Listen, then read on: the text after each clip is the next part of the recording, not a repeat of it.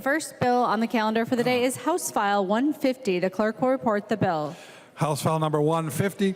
Number 2 on the calendar for the day, an act relating to child care, the second engrossment. The member from Ramsey, Representative Pinto, to explain the bill. Thank you, Madam Speaker. Members, it is a great day to get young kids off to a great start here in Minnesota. We have 2 bills on the calendar today. The first is HF150, the second HF13, and both of them are aimed at making sure that our kids can get off to a great start in Minnesota and we can address the needs in child care and early learning in our state. Members, HF150 is a bill that has a fiscal impact before July 1. We just talked a lot about fiscal impacts. This is a bill that is designed to make sure that families can get child care and early learning right away. It invests $40 million in early learning scholarships for low-income families, again, to kick in right away to help approximately 4,000 families. It also will reverse a cut that is going to be coming in just a month in monthly payments that are going to providers. They've been receiving stabilization payments since July 1 of 21, and in March those payments are scheduled to drop in half and to destabilize a sector that, again, is in a really precarious shape to begin with. So the bill will reverse those cuts, invest about $12.5 million to do that. Members, the bill as a whole is designed as a bit of a tourniquet on a gaping wound, one that's been present for a while, to make sure that we can allow parents to work, employers to expand, and communities to thrive now and long into the future for kids getting care and learning now, and again, for the development that they get later on. So I'm looking forward to discussion about the bill. That explains it, and thank you so much, Madam Speaker. There's an amendment at the desk. The clerk will report the amendment. Daniels moves to amend House File number 150, the second engrossment. The amendment is coded A6. The member from Rice, Representative Daniels. Thank you, Madam Speaker. I guess we didn't get the updated version. Representative Hudson will be presenting that amendment. I'm sorry, could you repeat what you just said? I'm sorry, Madam Speaker, but we changed the authors on the amendments, so Representative Hudson will be doing A6. Thank you. The member from Wright, Representative Hudson. Thank you, Madam Speaker. The A6 amendment will delete the $12.5 million for stabilization-based grants and apply that funding to early learning scholarships. This would make the whole bill a scholarship funding bill totaling $52.25 million. And the rationale for this really has to do with quality assurance and the best known mechanism for ensuring that families and students provide or are provided the best care possible as judged, as determined by them. And the Early Learning Scholarship Program provides that opportunity by empowering parents to take these scholarships and deploy them as they see fit to providers who are providing them with a service that they value. This is the direction that we should be going as we look to advance further into the sphere of the family and early childhood. We should make sure that we're taking every opportunity to put parents in the driver's seat of their child care options. Reforms are needed in how scholarship rates are set and the parent-aware rating system, but empowering parents now is in the best interest of children, and this would be a good start. The stabilization-based grants, by their very nature, as evident by their name, were meant to be a temporary stabilizing policy. The pandemic has largely settled down. The need for stabilization has abated, and we should be looking at permanent solutions going forward, not Band-Aids to get us through until we can double down on a system that disempowers parents and rewards, in some cases, as I'm sure we'll cover later tonight, providers who have not always been entirely faithful in their operation. Thank you. Discussion to the A6 amendment. Representative Pinto. Thank you, Madam Speaker. And Representative Hudson, thank you for bringing this forward. I've appreciated having you on the on our committee to discuss these issues. And I especially appreciate the amendment because it does allow me the chance to highlight really the two aspects of the bill that the amendment would take out. So one is the stabilization grants. These grants, you may not have realized this, members, but every provider in your district has been receiving these funds on a monthly basis, really in recognition of the fact that this is a public good that needs public support. I've got a report on how the grants have worked. 96% of providers have said that the grants were helpful in keeping their program open and operating, just having them be available so that families, you want to have parents in your districts be working, be contributing to the economy, be working for their employers. These grants have been absolutely essential in doing that work. 3/4 of the funds have gone to family child care providers, or 3/4 of the participants, family child care providers, 1/4 centers. So these have made a huge difference. And I would disagree with Representative Hudson. This is not just linked to the pandemic. This sector was in crisis well before the pandemic, and it continues to be that way. So those stabilization grants are critical. They've got to keep going. And so I would really urge members to vote against that part of the amendment. The other part of the amendment relates to the expansion of the eligibility for scholarships from birth up. Representative Hudson talks about empowering parents now. I don't know how it empowers parents to have them wait until their child is 3 years old and then they get one of these scholarships. If they're that good, why are we not, it's parents with young kids, the littlest kids absolutely need support.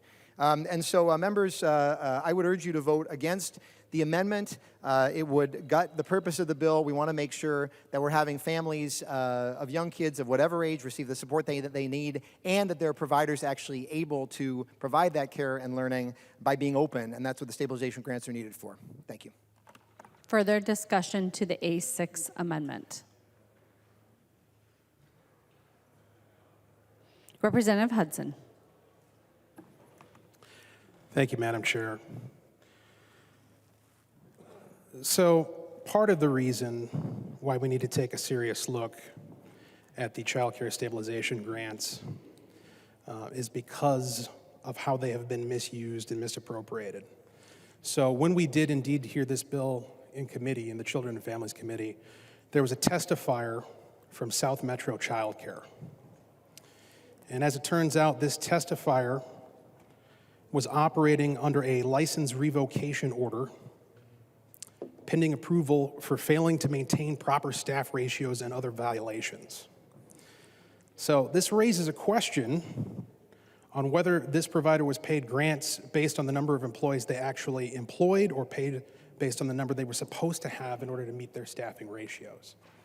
And that's just one of the factors, one of the questions that looms over the effectiveness of these stabilization grants, which again, were conceived as a temporary measure that's evident in what we call them, stabilization, and likely, I imagine, were not vetted with the intention of ongoing into the future. This same provider, South Metro Child Care, received $419,182 in CCAP reimbursements for fiscal year 2022, and over $160,000 from stabilization grants for fiscal years 22 and 23. Their revocation order was for failure to maintain those child-to-staff ratios and also failure to maintain adequate staff distribution requirements. And again, you know, this is one of those things that if you're a parent, you're going to notice this. When you go to the child care center and you see that it's understaffed, you see that people are running around flustered and overwhelmed, that's going to be an indication of poor quality. And if you have the ability to choose to take your money somewhere else, that provides an inherent quality assurance mechanism. And so I would ask that we take this money from the child care stabilization grants and we reallocate it to the early learning scholarships in order to put parents in the steering seat when it comes to their child care. And I ask that you vote green, and I ask for a roll call vote. Representative Hudson requests a roll call. Seeing 15 hands, there will be a roll call. The member from Chisago, Representative New Brindley. Thank you, Madam Speaker. You know, I was looking through this. Just this morning, I received a letter, snail mail actually, from a child care provider in my district. She has run into a situation where she was clearly dealing with a regulation issue that was onerous and really problematic for our child care providers. And in that letter, she noted that in Chisago County, in the last 3 years, we have gone from 110 in-home child care providers down to 60. That's just in the last 3 years. And since July 1st of 2021, so less than 3 years ago, across the state, we have lost 700 family child care providers. 700. And we are told constantly about the crisis, and we're told how important these stabilization grants are, but I'm not really sure what we're stabilizing. These have been around. The Democrats did these, quote, stabilization grants, I don't know, was it last year? But prior to that, the federal government during COVID was providing direct payments to child care providers. Those child care providers had to be willing to take children of frontline workers, something that was clearly critical during the pandemic. These child care providers were asked to keep their doors open during that time, and they did. And in fact, Minnesota was a unique state in that we did not lose the child care providers during that time that the rest of the country lost. And yet here we are, after having passed these, quote, stabilization grants, down 700 providers.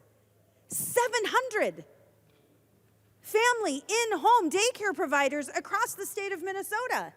This is no small thing. And so again, I would ask, we're talking about, perhaps it's just a misnomer. Perhaps this is misnamed as these stabilization grants, because they are certainly not stabilizing the child care situation in Minnesota.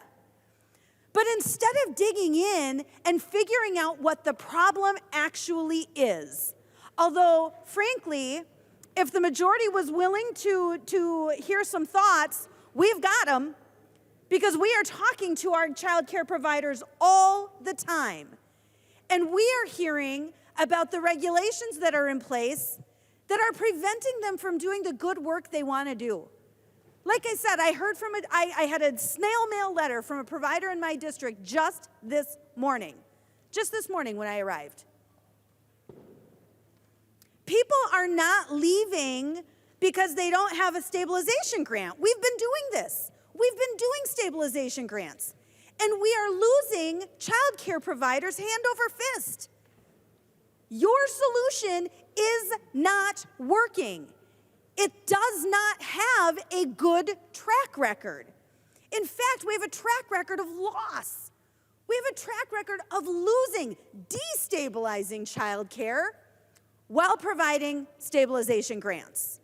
It makes no sense. It makes absolutely no sense what we are doing today. And so I thank you, Representative Hudson, for offering an amendment that would make much better use of these funds, that would put this money where it can help individual children to ensure that they have success. But right now, I don't even know why. Like I said, perhaps it's just misnamed as stabilization, because it's not doing that. It is not stabilizing the child care crisis that we have in Minnesota. And thank you, Representative Hudson, for offering a better solution to deal with these funds. I would encourage a yes vote on the amendment. Seeing no further, there's further discussion. Who was first? The member from Ramsey, Representative. Thank you, Madam Speaker. I'll just say briefly that I understand the the conversations Representative New Brindley is referring to, but I got the tapes. I've got a survey that was done of the thousands of providers, which I should note included 5,400, maybe more than that, family child care providers, 81% of which said that these are very helpful to stay open. So it's true, all the states around us, all the states around the country are losing in-home providers. We would have lost many more This is a sector that is broken, but my goodness, these have been extremely helpful in keeping folks open, and take that from the providers themselves and what they have to say. Vote no. Thanks, Madam Speaker. The member from Anoka, Representative Niska.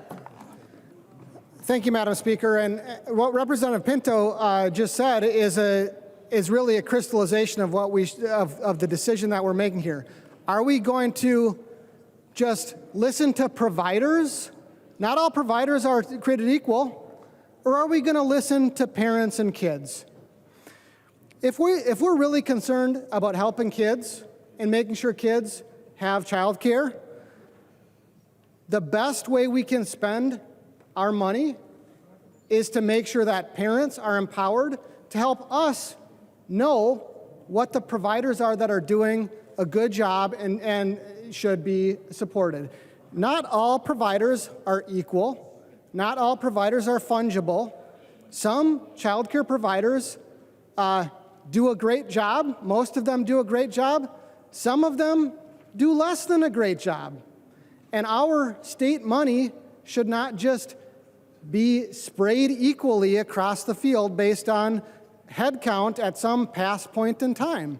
The most effective way that we can use our money, the best way that we can help kids, is to empower kids and parents to have the money follow them where they're going, empower parents, listen to parents, let them help us figure out where the most effective child care providers are, and that's exactly what Representative Hudson's amendment does. It provides the same amount of financial support from us to kids to help them get good child care, but it actually makes sure that we're making sure that that money is going to the places where parents are helping us to determine the best places to spend that money. So Representative Hudson, thank you for this amendment. This is a very, very common sense way for us to make sure that the state money that we are spending is going to the best place possible, and that's by listening to the parents rather than just spraying it indiscriminately across the child care sector. So I encourage all members to please vote yes. This is a good amendment. Thank you. Any further discussion to the A6 amendment? Seeing none, the clerk will take the roll on the amendment.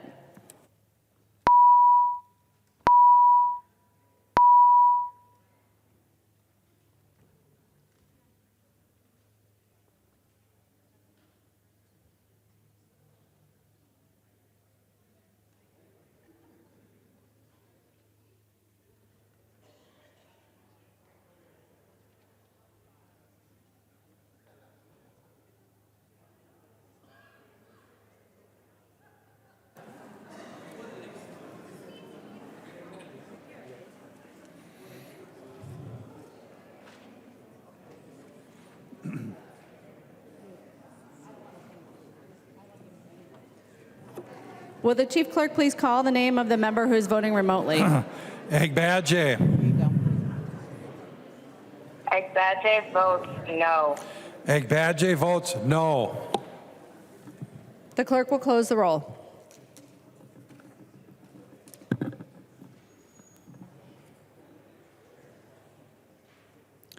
There being 60 ayes and 70 nays, the motion does not prevail. The amendment is not adopted. There is an amendment at the desk. The clerk will report the amendment. Zelensnikar moves to amend House Bill number 150, the second engrossment. The amendment is coded A7. The member from St. Louis, Representative Zelensnikar. Thank you, Madam Speaker. I stand today with the A7 amendment to ask members of the body to consider adjusting this. Right now, the stabilization grants are based on a method by the number of children, are actually the number of FTEs. This amendment adjusts it based on the number of children that were receiving child care services for the prior month. So for the stabilization grants, it would mirror more of the method that we do in education, which is per pupil funding. It would follow the child, and so the methodology is based on that principle. And so I ask that members would consider looking at the stabilization grant formula to be based on the number of children served in the prior month. So we'd be looking at the base grants for April, May, and June, just to be distributed by the average number of children cared for versus looking at FTEs, similar to how we do education. Thank you, and I ask you to consider the amendment.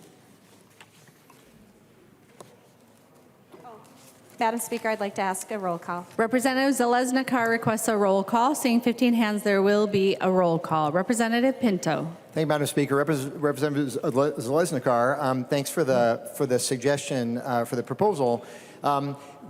These grants have been going out for the last year and 3/4 in a certain way, in a really simple way. It's probably worth highlighting right now, if I hadn't previously, and I guess your amendment makes it clear, we're just talking about a couple months, just through the end of June of 2023. And so given that we have a system that's been working, it's based on human beings doing the work. If you're a human being doing the work, then you get a certain payment, and then that's how that's calculated. Representative, I'd be concerned in bringing this in that we are making a simple system far more complicated for a couple months. And to my mind, if somebody is doing the work, we want to make sure they get paid, get compensated to do that. A reminder, this is the lowest paid occupation you can get with a high school diploma. The educating our next generation is that lowest paid possibly that you can get. 1/4 of the people who do this work experience food insecurity. 1/3 of them are on public assistance themselves, getting funded through other programs because the pay is so low. So we want to do for stabilizing is have these monthly payments continue to go 70% to compensate those workers, but keep it that simple. And so I would urge members to vote against this amendment. Thank you. Discussion to the A7 amendment. Seeing no further discussion, the clerk will take the roll on the A7 amendment.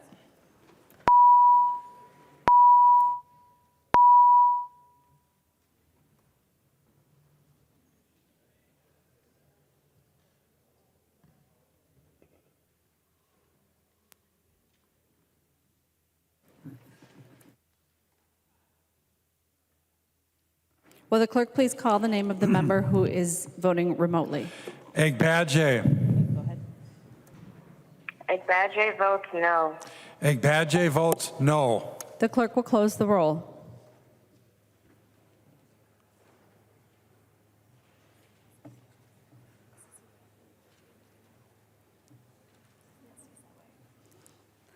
There being 60 ayes and 70 nays, the motion does not prevail. The amendment is not adopted. There are no further amendments at the desk. The clerk will give the bill its third reading. Third reading, House File Number 150. Third reading. Discussion to the bill. The member from Wright, Representative Hudson. Thank you, Madam Chair, or Madam Speaker. Again, just to reiterate, and I didn't stand up for the last amendment, so I'll make the point now. We administer these child stabilization grants based upon the number of FTEs as opposed to the number of students that are actually receiving care. And it's really a bizarre way of compensating an organization for providing a service. I work in the private sector. I'm an operations manager for a small business, a contractor to a larger business.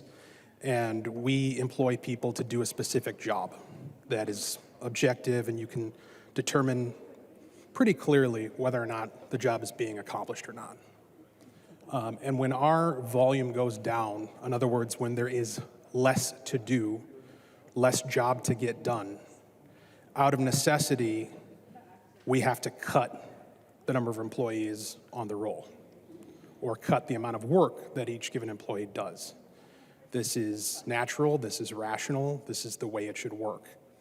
If we were required to pay people regardless of whether or not they had anything to do, the business would go under in very short order. It is only when you involve outside money taken through taxation and granted by the state to a business that they are enabled to keep the doors open in spite of the fact that the actual work that they're doing has diminished in volume, and that's what we're talking about here. When you're paying people, you're providing funding, compensation to people based upon the number of people they employ rather than the work they do, you're going to get a lot of people standing around not doing a whole lot, which is not an effective use of taxpayer dollars. That's one of the reasons why my amendment should have been taken to funnel this into early childhood scholarships, and it's also the reason why the other amendment should have been taken to compensate these providers based upon the number of children who they're serving rather than the number of people they have hanging around. And I also raised during discussion of the amendment that I offered the issue of fraud, which is a word that's going to come up more than once tonight. I got a couple more stories to tell you, a couple more examples. One comes from a center called Future Scholars Childcare. This was owned by a Mr. Hussein, who was under federal indictment related to feeding our future, and yet his child care center received $1.3 million in subsidies since 2018. He received child care stabilization grants, which this bill extends for fiscal years 2022 and 2023. Another example, a organization called Liban Child Care Center, owned by a CEO by the name of Ms. Noor. Was under federal indictment related to feeding our future, so similar story. Center closed voluntarily in March 2022 after the FBI raided the home of the CEO. Prior to closing, the center was cited by DHS for overbilling, in other words, fraud. And prior to closing, this center received more than $1.5 million in CCAP payments in fiscal years 2021 and 2022. And they received child care stabilization grants in fiscal year 2022. And these are only a couple of examples. We'll have ample opportunity to talk more about the full scope, breadth, and depth of fraud and abuse, misappropriation of public dollars later this evening. But for the moment, suffice it to say, this is not a wise use of our money. This is a provision that demonstrably does not work. 700 child care centers closed, as Representative New Brinley pointed out. 700 home providers. That is not a functioning stabilization process. Millions of dollars potentially in fraudulent activity is not an effective public policy. So we had the opportunity to amend this tonight, to make it effective, to empower parents, to ensure quality, ensure value for the taxpayer by basing it off of children served rather than employees hanging around. Those offers were rejected, which makes the bill something I cannot vote for and that I encourage other members to vote red on. Thank you. I recognize the member from Ramsey, Representative Lee. Thank you, Mr. Speaker. If folks take away anything from tonight, I hope it's that Minnesota's children are worth investing in. Let me repeat, Minnesota's children are absolutely worth investing in. We shouldn't talk about children in financial terms. I don't believe that. But in case folks are not convinced that giving children quality care is a good thing, rest assured, the very, very smart people at the University of Chicago tell us that when we invest in our youngest constituents, we can see returns as high as 13% per child per year. But right now, the U.S. only contributes an average of $500 for each toddler compared to our very wealthy counterparts around the world who contribute to their children about $14,000 per toddler per year. We should be embarrassed that in one of the richest countries in the world, we spend nearly 30 times less on our children. So I will be voting yes on House File 150 tonight as a first step to righting this inequality. And finally, in one of the richest countries in the world, we know that many women have exited the workforce because the household economics simply do not make sense for them to work outside the home. Our childcare industry is the backbone of our entire economy.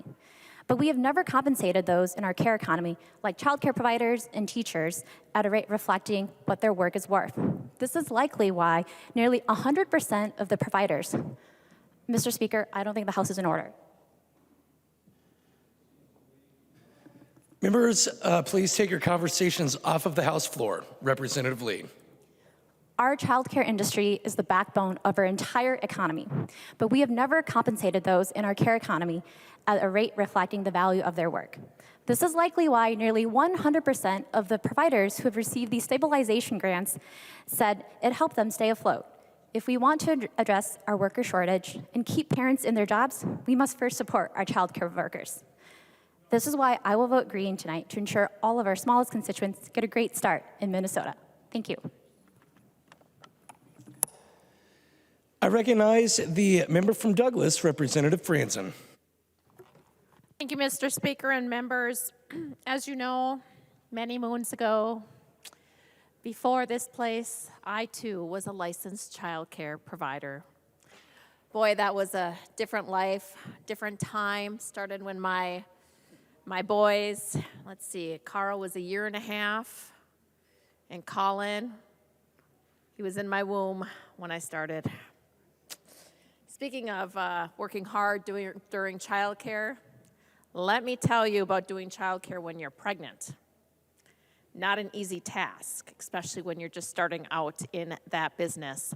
So I remember vividly telling my parents, I am going to be off because I'm going to have the baby soon. How long are you going to take off, Mary? Well, in the business of childcare, you can't really take off too much time when it's your own business. So, well, I took off a whopping week. 1 week. 1 week, and I was back to work, and it was wonderful, truly wonderful. The blessing of that job at that time is 2 weeks later, I took another infant, which was 2 weeks difference. Well, I shouldn't say 2 weeks because he was legal age, 6 weeks when I could take him. But anyway, they were 2 weeks apart. So it was like having twins. So I had my little Colin, who was 2 weeks older, then little Jacob, who was 2 weeks younger. And I'm not saying this to complain. I'm just reliving my glory days as a child care provider and just absolutely loved being at home with my 2 boys. And it was just the best time for me and my boys at that time. But back to the bill which we are discussing here. Of course, I could talk about my days as a child care provider for a very long time because it really was a wonderful job, a career for 4 or 5 years there. But I do want to talk about a little bit of something about this word stabilization. We make it sound that if we pass this bill, House File 150, the child care crisis is going to end. In fact, I recall voting off this floor a child care bill last year, which I, of course, spoke against. But I also said this bill was not going to do anything to solve the child care crisis. But I was reassured, yes, this bill is going to help. But here we are, passing House File 150 for the child care stabilization grants, which is not going to stabilize the child care industry at all. May make you feel good, may give you something to write about in your email updates. Look how much money we spent to stabilize a business that we are purposely destroying. Yes, this body is purposely destroying the private market so that they can usher in their government-controlled school-based programs. So I want you to remember that. On one hand, you're destroying the private market because you're empowering or want to empower the government to run the businesses. 699 licensed child care providers disappeared from the time period of July 1st, 2021 to January 1st, 2023. 699 home licensed child care providers. 699. That is a lot of child care providers in the time of 1.5 years. Do you know how many centers closed their doors during that time? 1. Uno. 1. One provider, one center-based licensed childcare. 1. But meanwhile, the home-based providers, which is what I was, 699 dropped out. So I would be asking you to find out why that is. Why are the licensed childcare providers that work primarily out of their home dropping out? Because House File 150 is not going to address that issue. Members, vote no. I recognize the member from Chisago, Representative New Brindley. Thank you, Mr. Speaker. And I'm wondering if Representative Pinto would yield for a question. Representative Pinto will yield for a question. Representative New Brindley. Thank you, Mr. Speaker. And I'm wondering, Representative Pinto, if you can tell us, if you know, I don't even know if it's knowable, what percentage of providers returned the satisfaction survey that we keep hearing about?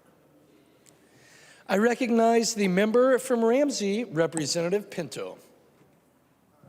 Mr. Speaker, Representative New Brindley, good question. I'm looking through it to see if I can figure that out. I got a little bit thrown when you said the satisfaction survey, but I assume you're talking about the one I was quoting from in terms of the 80-some% saying it was very helpful. I'm going to be looking as I'm going to say that I don't know at the moment, but as I sit back down, I'm going to be looking at this document, see if I can figure it out, Mr. Speaker. Representative New Brindley. Thank you, Mr. Speaker. As with any self-reporting, I am quite confident that's not 100%. And in fact, usually the return rate on these kinds of things is relatively low. So that 81% number is a portion of providers. And really what I would say is it most certainly does not include the 700 family child care providers that we lost. Those folks certainly were not included in that number. You know, again, I would just say that calling these stabilization grants is a misnomer. It's just not accurate.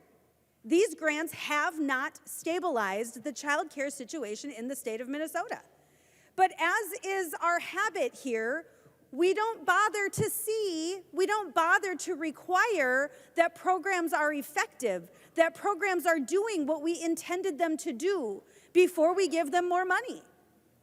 It's a really bad habit that we have here in the legislature. For whatever reason, we don't require accountability when we provide money for programs, and we should. But the fact that we have lost, and in fact, there's been a net loss across the board. There's been a net loss across the board with child care centers, certified child care centers, and family child care. All three, net loss across the board. But as Representative Franson pointed out, those family child care providers have certainly taken the biggest hit. 700 providers that we have lost. And when the stated purpose of a program is to stabilize the child care crisis, this program has clearly failed. This program has failed, yet here we are dumping more money into a program that does not work. Forget fraud, forget all the fraud we talk about. We don't even have to commit fraud. We'll just give you money. We'll just give it away with no accountability. It does not matter if it is effective. And members, it is clearly not. It is clearly not an effective program when we have lost 700 in-home child care providers since 2021. And again, in my own county, in Chisago County, the numbers are alarming. We have gone from 110 providers down to 60 in 3 years. These stabilization grants are not working. And as members of this legislature, we should demand accountability when we are providing public funds. These are taxpayer dollars. And frankly, they're taxpayer dollars being spent with a good purpose. Our goal, our purpose, is to make sure that the children of this state have access to good quality childcare. That is a noble goal. That is a goal that every member of this body should share. But this program doesn't do it.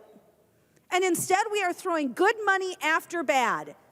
We are throwing good money after bad as we watch the destabilization of the child care crisis in the state of Minnesota. Members, vote no. I recognize the member from Ramsey, Representative Perez Vega.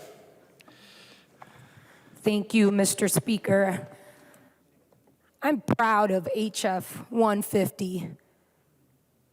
I think about the family that I came from that were child care providers. Speaking only one language of Spanish at the time, I think about the elders, these beautiful, amazing, strong, yet short women who became child care providers for families that spoke different languages. I'm talking about different languages of Southeast Asia, different dialects of Latin America. They provided a family and a village. They provided an avenue of hope at young age for not just the children, but for parents. For parents to know that their kids are safe, are being taken care of, because those child cares become home away from home while mom and dad are working. And those workers that are now into the third generation of child care and family, they have been broken, but they're not lost. They're here with hope when I see HF150. Stabilizing means hope. I don't see fraud in hope. I see survival and healing of years that no one knew was coming, that not only broke those child care workers and directors from having to go into their savings account to provide for those workers because they couldn't lose the extra help, and they believed that this is about village and seeing that kid excel and seeing maybe one day that they could leave that same expertise of 30 years plus of childcare to the next generation to continue beauty and hope with diversity of these children growing and learning languages together and eating together and the purest memories of innocence. That's what's provided when you send your kid to childcare. And the people that run those childcares or are hired by those childcares are the people who are our warriors when it comes to education. They're the first steps. Their comfort, their nutrition. They're not being valued if you don't vote yes. You're not doing your job if you devalue their work. If you're not fighting for those child care workers. If you're not fighting for those children and their families. I loved being in committee to hear about the families, especially in our children and families committee, to see the reactions of what the children bring to the child care providers. And to see when you pick up your children and who's caring for them, they deserve merits of honor. I see HF150 being that merit of honor from the state of Minnesota. That through pandemics and challenges and hardships, we have their backs. So it is with great honor that I will be voting yes for HF150. Thank you. I recognize the member from Rice, Representative Daniels.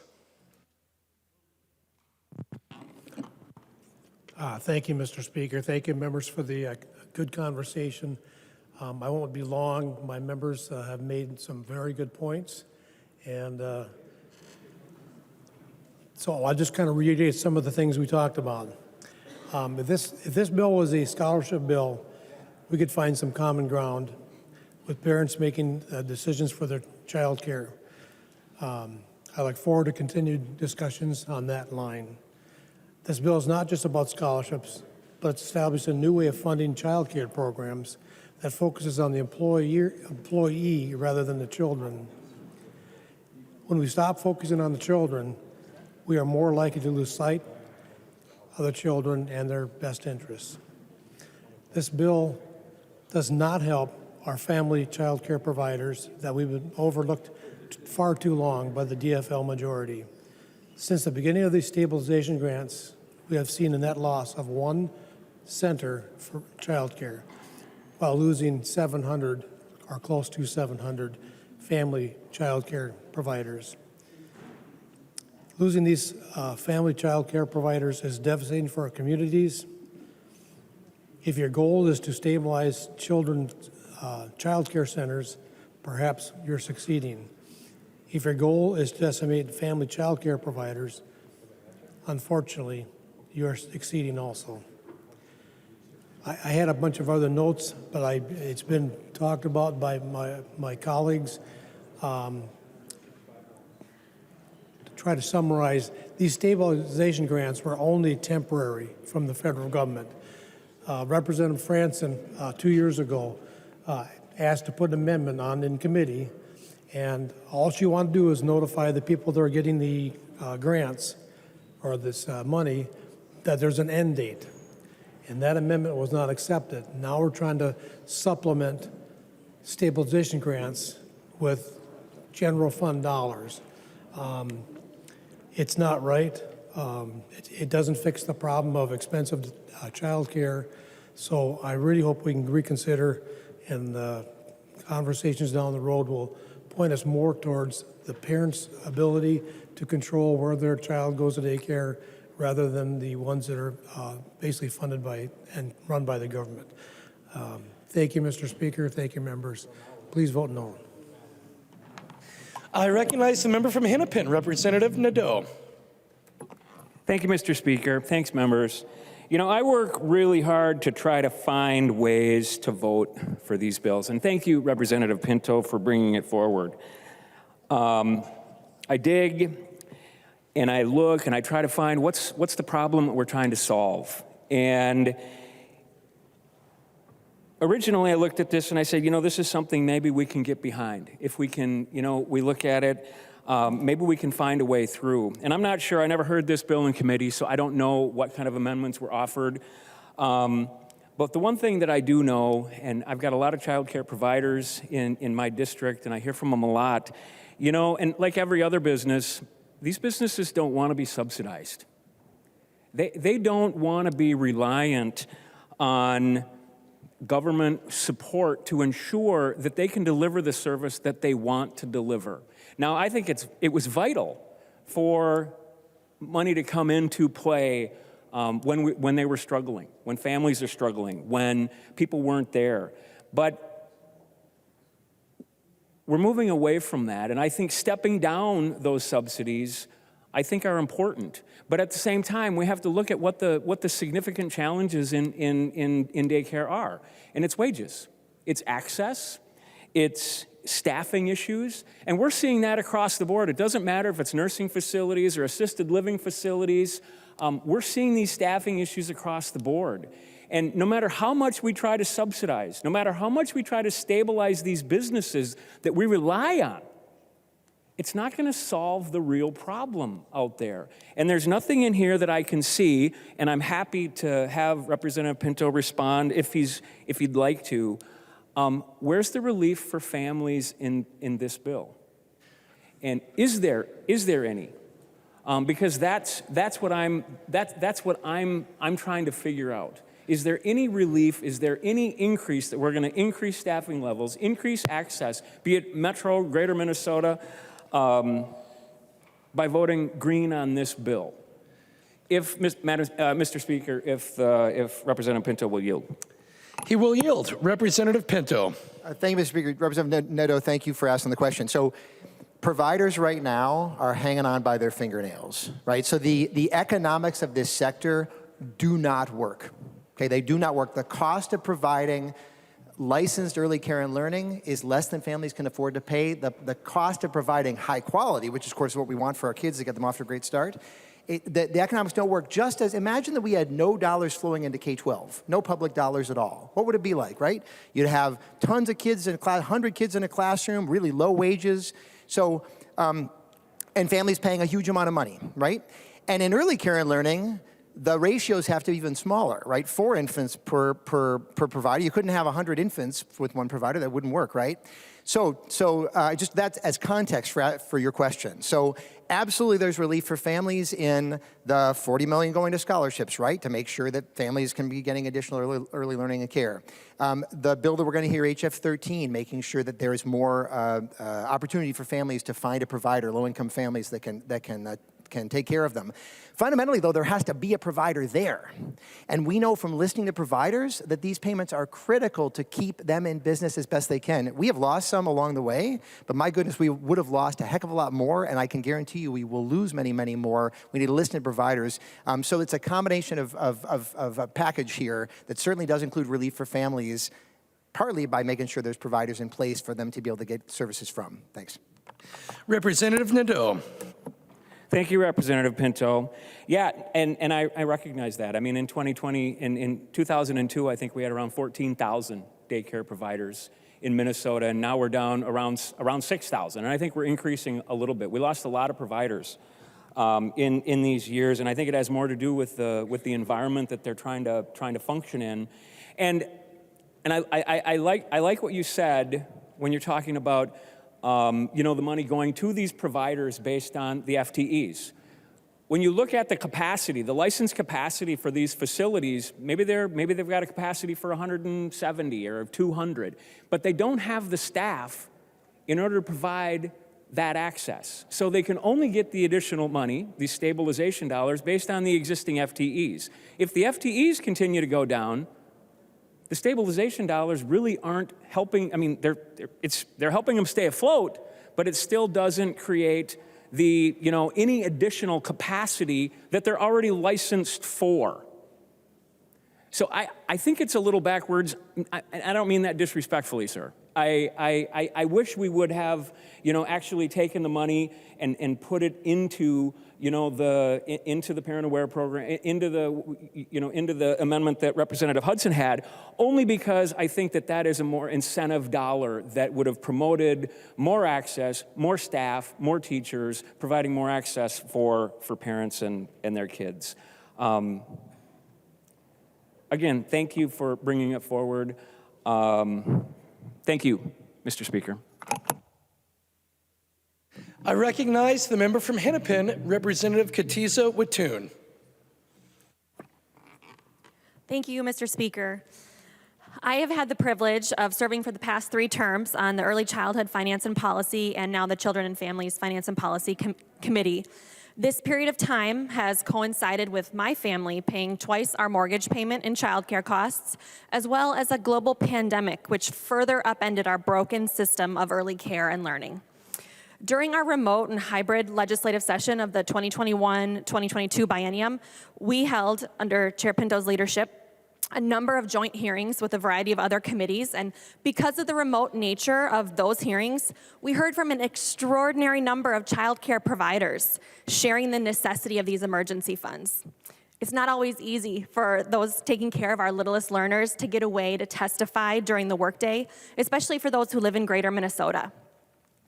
Minnesota was the first state to move on supporting our child care providers in 2020, and then we acted urgently in 2021 with bipartisan support to utilize COVID relief funding to stabilize this industry in crisis and support families with young children. We know that these payments are still needed, and these child care providers and early childhood educators are relying on this funding to keep the doors open. Parents can't choose the best place to send their kids if there are no places to choose from. Parents can't work if they don't have a safe and affordable place to take their children. Businesses can't hire if parents can't work.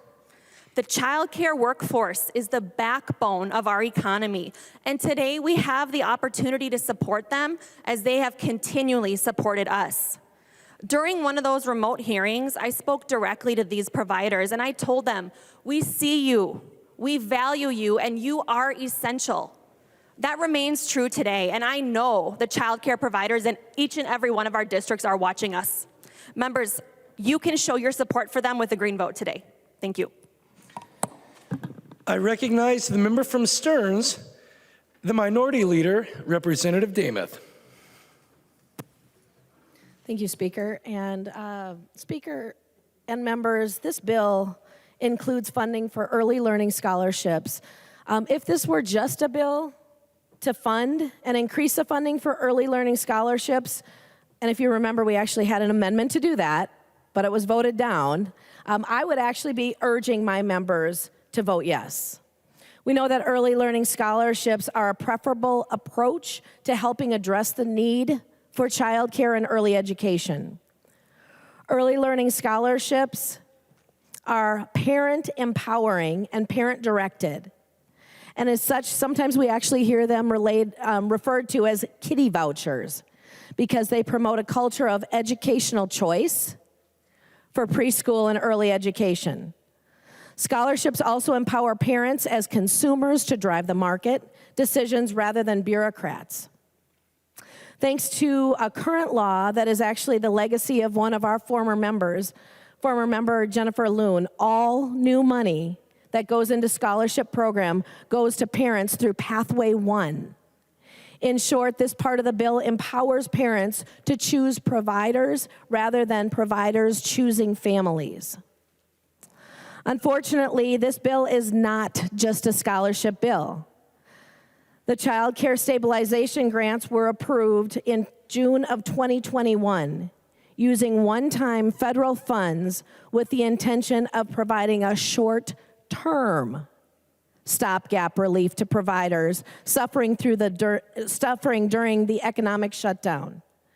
These grants will begin to be reduced as they fade out by June 30th of 2023, and that was the intention. This bill, however, will use state general funds to continue the grants at current funding levels through the end of the fiscal year. And I would presume there's an intention of the next biennial budget making these grants permanent beginning July 1st. But there are two problems with stabilization grants in the current form. First, the funding has its own fraud concerns. These child care centers, linked closely to those indicted by federal authorities, also receive stabilization funding.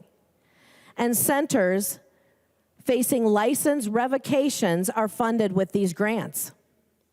These raise questions as to whether or not the Department of Human Services is validating whether certain centers are reporting the number of employees they actually have or the number of employees they should have to meet the staff-to-child ratio. Second, the funding per employee approach is a radical change to how we should fund our child care. CCAP, even with its cloud of fraud, relies on simple premise that we pay for the number of children served, not the number of people employed. We don't fund our schools on an average daily employee, but average daily attendance of the enrolled children. It's a child-centered, child-focused funding model. Whatever flaws exist in the oversight and accountability, the premise is simple. Provide care to our kids, and you would get paid for providing that care. So as we look at how we fund programs for children, whether those be in childcare, early education, our K-12 education, we need to keep the child as the focus of the funding. Money should always chase the child.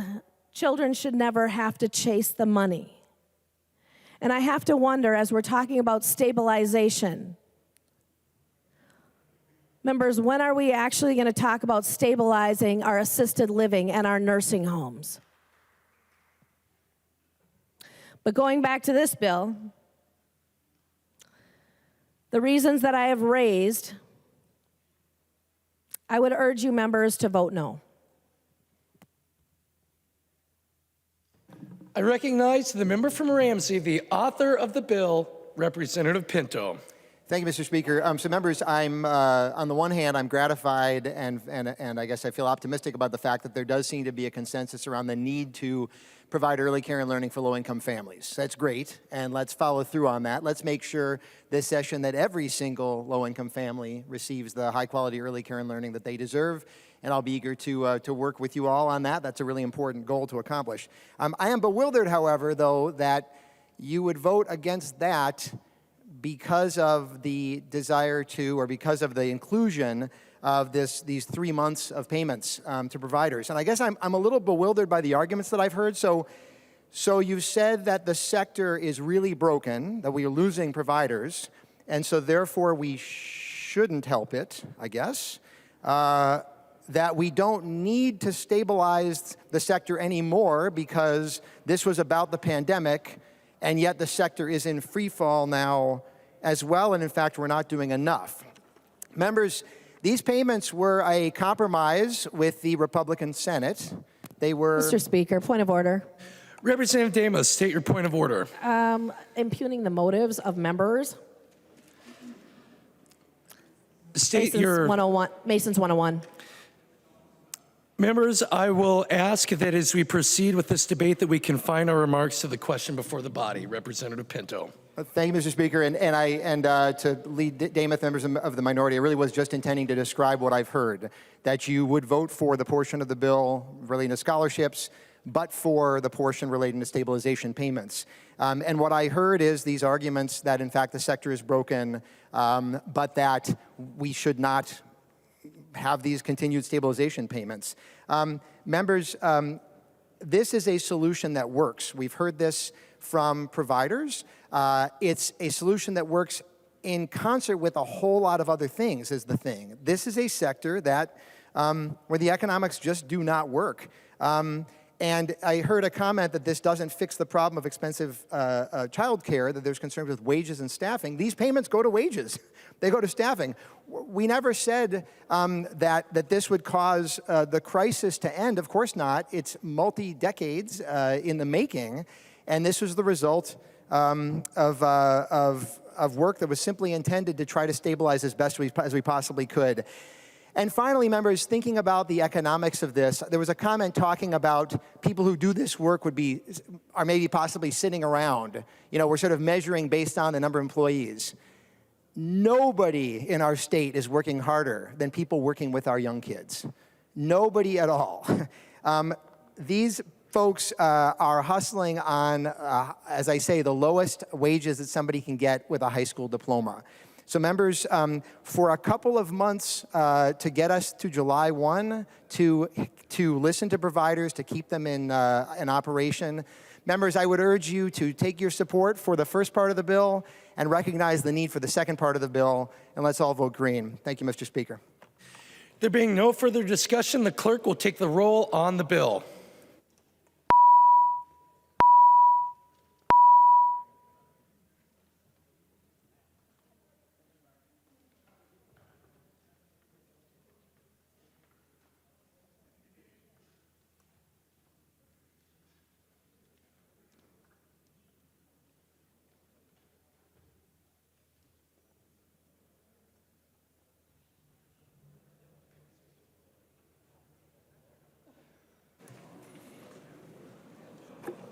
Would the clerk please call the name of the member who is voting remotely? Agbadje. Agbadje votes yes. Agbadje votes aye. The clerk will close the roll.